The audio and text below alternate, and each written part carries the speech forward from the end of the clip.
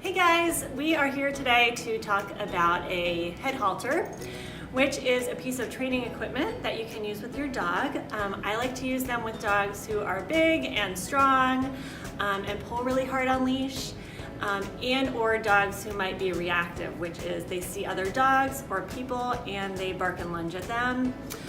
So it really helps manage your dog and keep control when you're out on walks. So it is a piece of equipment that goes over their nose, so they do need a little help getting used to it. It's not something that you can put right on and go out for a walk. You want them to really love wearing it, so we're going to show you how to get them used to wearing them today with some training techniques. So let's get started. So here's Mac, our very handsome hound, and he's a perfect candidate for the head halter because he's very large and very strong. So that he loves it, he also loves Easy Cheese, so we're going to pair the head halter with Easy Cheese. So I'm going to show him the head halter and then I'm going to feed Easy Cheese.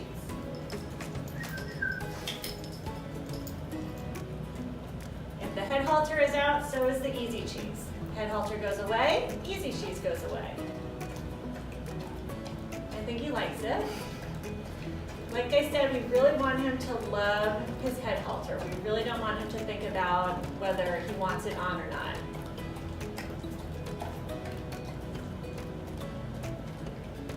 Now, and then back away.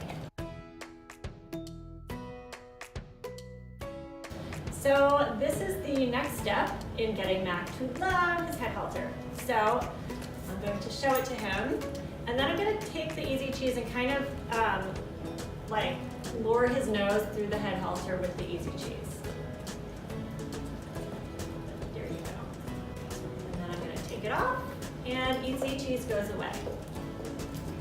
I'm just going to drape the nose loop over his nose and feed him.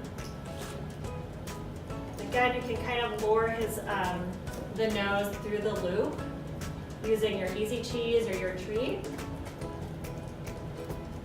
And I'm going to take it off.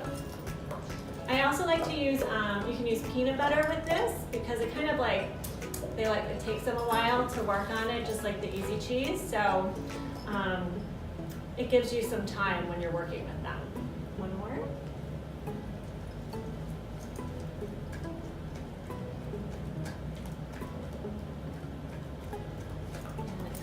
So you can see when I put it on him, he's not concerned, he's not backing away, he's still eating, so he's not really worried about wearing it, which is what you want to see with your own dog.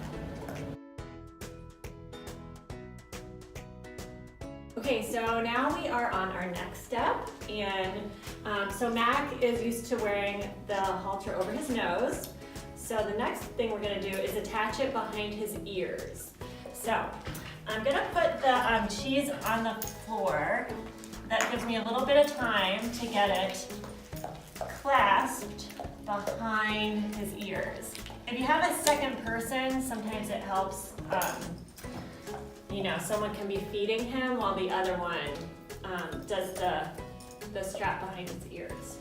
So now that he's wearing it, I'm just going to continue to feed. So again, head halter means food. And he's doing really great. You see he's not shaking his head or pawing at it, which you might see with some dogs. He is just all about the cheese. That's a good boy. I might take like a little step and feed him for following me. Just getting used to moving around with the head halter on. This way. Feed, feed, feed. Now I'm going to take it off and the cheese goes away. Alright, so now we are on to the next step, which is we have the head halter on, we have the piece behind the ears snapped, and we have the leash attached. So you can just do this, like walk around in your house or apartment, get him used to moving around with the leash attached. Just little movements. Again, he's not having to think too much about it because I'm feeding him the whole time. He's not pawing at it or shaking his head. I'm able to move around.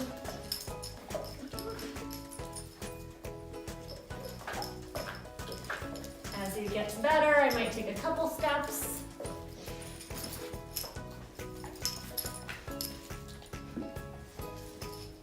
Kind of tricky, as you can see. Let's go. Let's go. Good boy. Nice work. When I'm walking a dog on a head halter, I really try to keep the leash loose.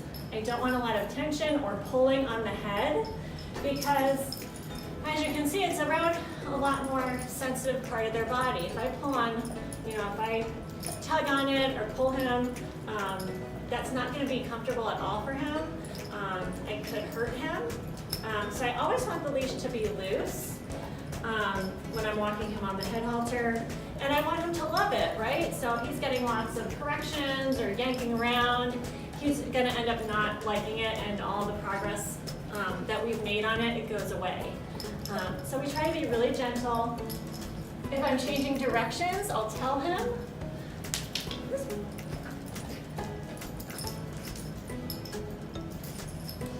Good. And he's doing really well.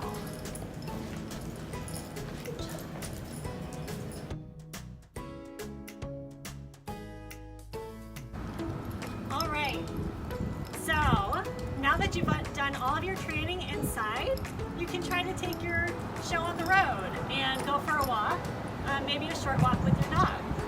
Okay, let's go, Mac.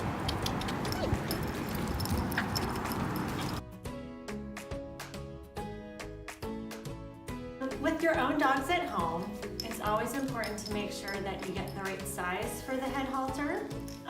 So most of the packaging will have guides for how to size them. Generally with the nose loop, you don't want it to slide off of your dog's nose if they put their head down. And with this part back here, you generally want like no more than 1 to 2 fingers to fit underneath. So the back part should be pretty snug. And as for your own dogs at home, take your time with them. Everyone goes at their own pace. So Mac here has been working for a week or so on his head halter, so he has some, experience with it. So he's done pretty well for our training exercise today. But definitely take your time with your pets. Make sure that if they're showing any hesitance or struggling with the head collar, take a step back, make it easier for them so that they really love wearing it. So thanks for joining us. I hope you enjoyed our video and stay tuned for more.